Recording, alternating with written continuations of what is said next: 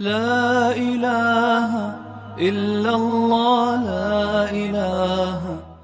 ईद के मौके पर क़ुरबानी के जानवर तो मुतय्यन हैं। मसलन हम लोग बैल है, गाय है, उसको ज़िबा करते हैं, बकरा बकरी है, दुम्बा भेड़ है, ऊँट ऊँटनी है, और यही जानवर शरीयत ने मुतय्यन किए हैं।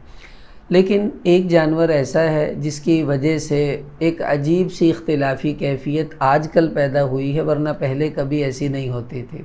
वो ये कि भैंस और कट्टा वग़ैरह आया, इसकी क़ुरबानी करना जायज़ है या नहीं जायज़। तो बाज़ हज़रात कहते हैं कि जी ये एक अलग ही किस्म है, लिहाजा जिन जानवरों की क़ुरबानी शरीयत ने अलाउ की हुई भी है उसमें ये शामिल नहीं है। हालांकि ये उनकी बहुत बड़ी गलत फ़हमी है, इसलिए कि जो भैंस है अरबी ज़ुबान में इसको जामूस कहते हैं। अब जामूस का लफ्ज़ जो है रसूल पाक सल्लल्लाहु अलैहि वसल्लम की अहादीस में हमें नहीं मिलेगा, कुरान पाक में भी नहीं मिलेगा। तो फिर तो कोई ये एतराज़ करके बैठ जाए कि भाई तुम गाय का गोश्त कैसे खाते हो, इसका दूध कैसे पीते हो, ये हलाल कैसे हो गई है, तो उसका भी तो सबूत चाहिए ना कि इसको कभी ज़िबा किया गया हो और इस तरह खाया गया हो। लेकिन क़ुरबानी के मामले में लोग इस किस्म की परेशानियों में बेचारे पड़ते हैं। अब इसको तवज्जो से समझिए कि लुग़त की जितनी भी किताबें हैं, जो अरबी की मशहूर लुग़त हैं, ताजुल उरूस है, अल मुअज्जमुल वसीत है, और भी जितनी भी हैं, तमाम अहले लुग़त ने भैंस को, कट्टे को गाय की किस्म शुमार किया है कि ये गाय की ही एक किस्म है। जैसे हमारे यहाँ साहिवाल नस्ल की गाय है, ऑस्ट्रेलियल गाय मिलती हैं और दूसरी गाय मिलती हैं, तो उनके कलर डिफरेंट होते हैं लेकिन वो सब गाय होती हैं, तो सबकी क़ुरबानी हम जायज़ समझते हैं। इसी तरह भैंस भी गाय की ही एक किस्म है, इसका थोड़ा कलर डिफरेंट है, ब्लैक कलर में होती है बस, तो ये बेचारी रंग से मार खा जाती है, बाकी इसमें कोई कमी नहीं है।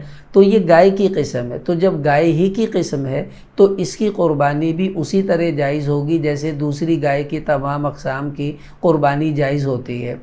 अगली बात ये कि जो सहाबा किराम रज़ी अल्लाह तआला अन्हुम के ज़माने से लेकर हज़रत उमर बिन अब्दुल अज़ीज़ रहमतुल्लाह अलैह, हसन बसरी रहमतुल्लाह अलैह, इनके फतावाजात को देखेंगे तो इन हज़रात ने भी गाय और भैंस दोनों को एक किस्म शुमार किया। जिस तरह गाय की ज़कात वसूल की जाती थी ऐसी भैंस की ज़कात भी वसूल की जाती है।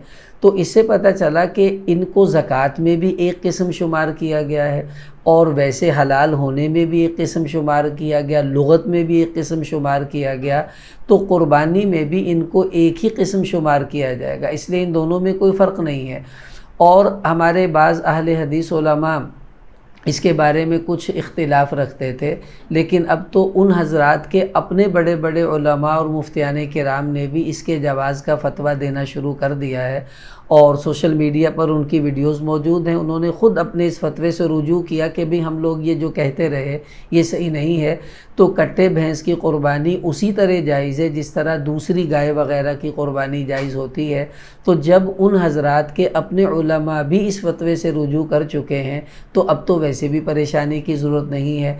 और चारों जो यानी हमारे आइम्मा किराम हैं, उन चारों आइम्मा में इमाम अबू हनीफ़ा, इमाम मालिक, इमाम शाफ़ी, इमाम अहमद बिन हम्बल, इन चारों फ़ुक़हा का भी इसमें कोई इख्तिलाफ़ नहीं है कि इसकी क़ुरबानी में किसी ने लिखा हो, किसी ने कहा हो कि जायज़ नहीं है।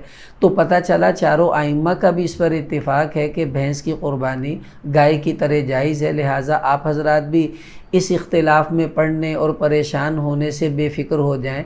अगर आपको कोई क़ुरबानी अच्छी मिलती है भैंस या कट्टे की शक्ल में, आप उसे ख़रीदिए, क़ुरबान कीजिए।